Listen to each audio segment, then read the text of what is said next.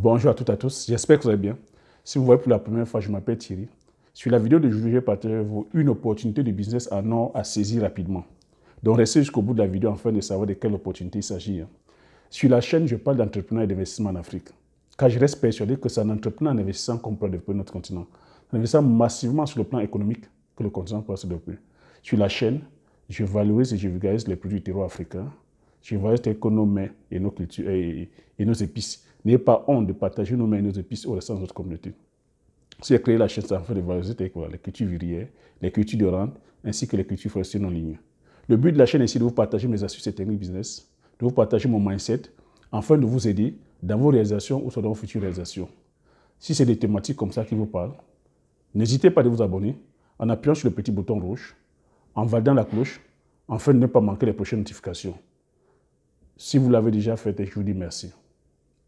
Merci aux nouveaux qui rejoignent la chaîne. Merci aux anciens qui sont là, toujours fidèles au poste à chaque fois que je poste. Donc, comme je vous ai dit, voilà, n'hésitez pas de mettre des likes, de mettre des likes si c'est des thématiques comme ça qui vous plaisent. Mettre des likes si la vidéo vous plaît. C'est pourquoi je vous demande de mettre des likes. Je vous demande de mettre des likes afin que l'algorithme YouTube puisse proposer que la vidéo à plusieurs d'autres personnes. Parce que l'algorithme, c'est un robot, ce ne sont pas des personnes physiques, c'est un robot et le robot ne reconnaît que des bonnes vidéos à travers vos likes. Donc, mettez autant de likes afin que l'algorithme puisse proposer à plusieurs personnes et c'est comme ça que la chaîne pourra grandir.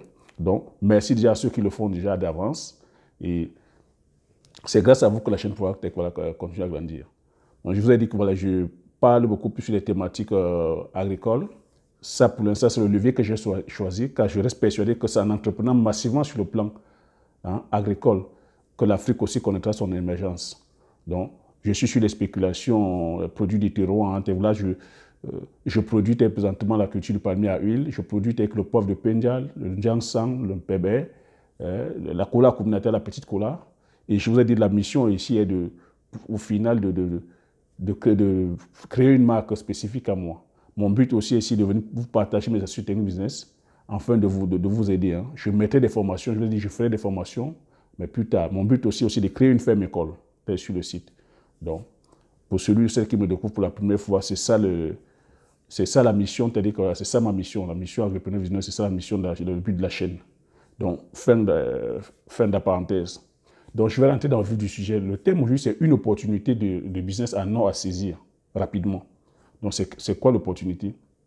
Donc, cette opportunité s'adresse à ceux de la diaspora et même à ceux qui sont sur le continent.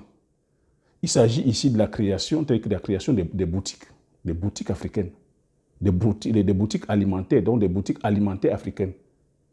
Donc, on appelle communément ici en Europe des boutiques exotiques. Donc, si vous êtes un peu curieux, moi je le dis parce que je consomme principalement, c'est-à-dire que je consomme à 85% africain. Je suis ici en Europe, je consomme à 80% africain. Mais je suis navré à chaque fois où je vais faire des courses, où mon épouse va faire des courses, on va faire des courses dans des boutiques détenues par d'autres communautés. Pour ne pas les citer, les Pakistanais ou soit les Chinois. Rares sont les boutiques, rares sont les boutiques détenues par les Africains. Et quand c'est même détenu par les Africains, il faut venir voir que le manque de professionnalisme. Donc, je dis ici, voilà une opportunité en or qui gagne gros. Il suffit de créer des boutiques comme ça, de créer des boutiques exotiques ici en Europe comme en Amérique, en Occident. Et d'être en partenariat avec les producteurs au pays. Donc ça peut être sur nos cultures vivrières, le manioc, le macabo, la patate, les plantains, les arachides, toutes les cultures vivrières. Les cultures de rente, l'huile de palme, l'huile de palmiste, toutes nos cultures. Toutes nos cultures. Et ça, c'est de fonctionner de façon en synergie. Et d'être professionnel, parce que ce qui nous tue beaucoup, c'est le manque de professionnalisme. Donc, aller signer des partenariats avec des producteurs locaux et être correct sur les thèmes du contrat. Parce que ce qui va nous tuer, on a quelques personnes qui ouvrent les boutiques, mais en même pas 2 mois, on est déjà en rupture de stock. Pourquoi? Parce que la connexion entre le pays et l'Occident n'est pas faite. Une fois, on a peut-être chargé la boutique pour les 2 premiers mois. Dès que l'argent commence à rentrer, vous savez comment nous sommes. On devient le super patron. On va plutôt acheter rapidement la première grosse Mercedes. Au lieu de gérer sa boutique, on est plutôt là, cette fois-ci, on passe autant à tourner au quartier avec la Mercedes. La boutique n'est pas ouverte en temps et en heure. Tu arrives, la boutique est toujours fermée. Tu ne sais pas à quelle heure la boutique ouvre. La boutique ouvre selon le bon vouloir. Voilà autant de choses. Et même quand même c'est ouvert, le manque de professionnalisme, c'est ce qu'on a vu ici, et la boutique sur laquelle je vous parle, elle a fermé. Elle est assise derrière son comptoir, elle ne bouge pas de son comptoir. Dès que tu entres, même le bonjour te donne pour bonjour, et il y a un écran qui tourne là, que c'est les clips de Fally Ipupa, de Koffi Olomide qui tournent à longueur de journée. Les yeux sont rivés sur l'écran à regarder les clips. Lorsque le client ou la cliente entre, elle s'en fout. C'est toi qui vas aller chercher ton produit. Tu viendras à la caisse poser, à peine si elle te regarde et à peine si elle te parle. Oui, c'est autant de choses qu'il faut gommer. Mais là-dessus, heureusement qu'elle avait aussi son mari qui avait le sens du professionnalisme, qui faisait les choses.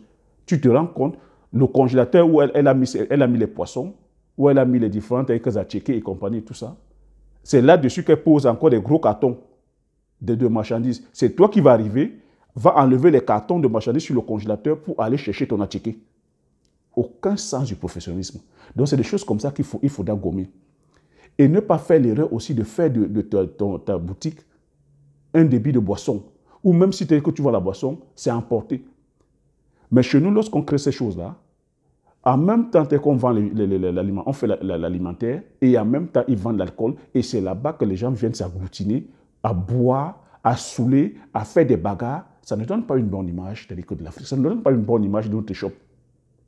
Ça fait que vous ne verrez pas les Occidentaux venir faire des achats là-dedans.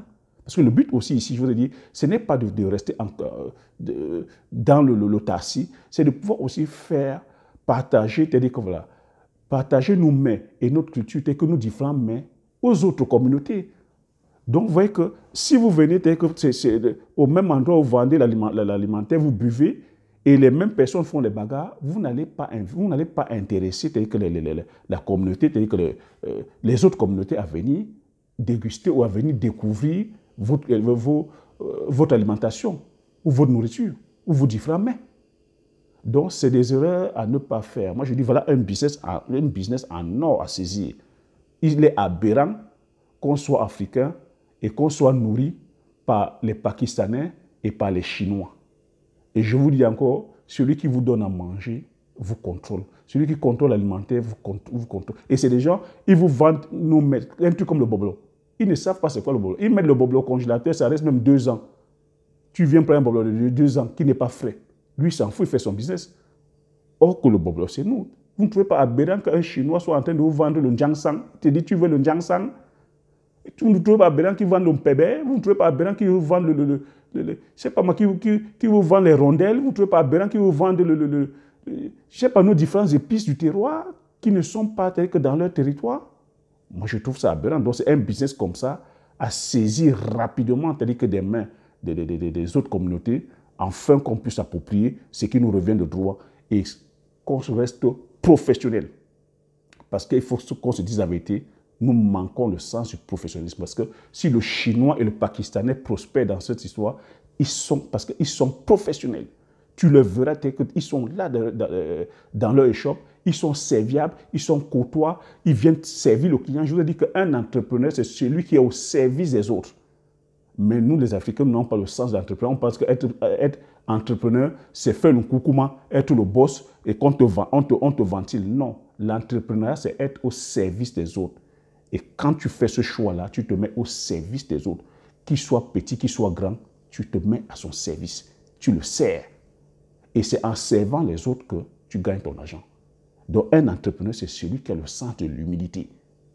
Si nous ne sommes pas assez dans le business, il faut qu'on se le dise aussi, c'est parce qu'on manque le sens de l'humilité. On n'a pas compris ça. Donc, il faudrait qu'on revienne vers les fondamentaux, qu'on soit humble. Quand tu montes un business, c'est pour servir les gens. Qu'ils soient gros, petits, minces, vieux, tu te mets à son service. tu lui donnes, parce que tu viens répondre à un besoin. Donc, c'était ça un peu le business, l'idée business du jour, hein, c'est-à-dire que la création des boutiques africaines, c'est-à-dire que les échoppes africaines d'alimentaire. Donc là, c'est sur l'alimentaire, ça peut être sur nos différents produits du terroir. Donc, il faudrait qu'on s'approprie, c'est-à-dire que ce qui nous revient de droit, et s'approprier ce qui nous revient de droit demandera qu'on soit assez professionnel, très rigoureux, et voilà. Si on veut faire prospérer la communauté, on veut faire prospérer le business, c'est-à-dire quoi, sur le plan communautaire. Donc, c'est ce que j'avais à partager sur le thème du jour. J'espère que vous avez aimé. Si vous avez aimé, comme d'habitude, vous mettez un pouce. Vous me laissez un commentaire, donc je vais faire le plaisir de le lire. Abonnez-vous si vous n'êtes pas encore abonné. Partagez la vidéo massivement autour de vous, afin que, voilà, que vous soyez comme ça, plusieurs à être informés. Et surtout, mettez des likes afin que l'algorithme YouTube puisse partager à plusieurs personnes, afin que la chaîne aussi puisse, voilà, grandir. Sur ce, je vous dis merci et aux prochaines vidéos. Ciao.